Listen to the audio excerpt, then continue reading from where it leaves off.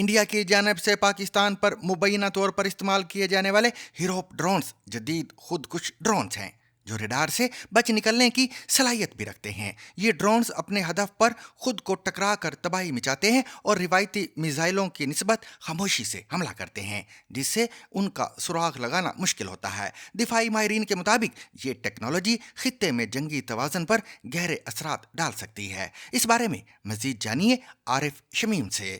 پاکستان اور اس کے زیر انتظام کشمیر کے متعدد علاقوں پر انڈیا کے میزائل حملوں کے بعد ایک بار پھر دونوں ممالک کے درمیان کشیدگی اس وقت بڑھی جب انڈیا کی جانب سے پاکستان کے مختلف شہروں میں دراندازی کی کوشش کے دوران پاکستانی فوج نے متعدد ڈرونز مار گرانے کا دعویٰ کیا ہے۔ Pakistan armed forces, being in a high state of alert and vigilance, have so far neutralized 12 Harap drones at various locations.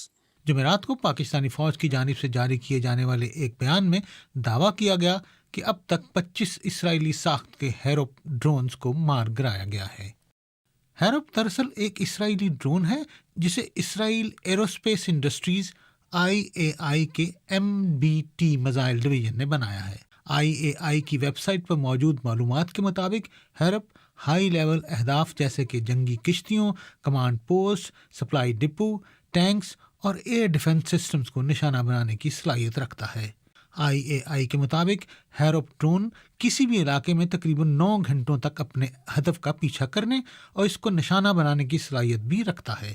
ہیروپ میں گائیڈڈ ویپن سسٹم نصب ہوتا ہے جس کا مشن اس کا آپریٹر کنٹرول کرتا ہے، اور یہ اپنے آپریٹر سے تقریباً 1000 کلومیٹر دور تک پرواز کر سکتا ہے، جبکہ اس میں 23 کلو گرام تک دھماکہ خیز مواد لے جانے کی بھی صلاحیت موجود ہے۔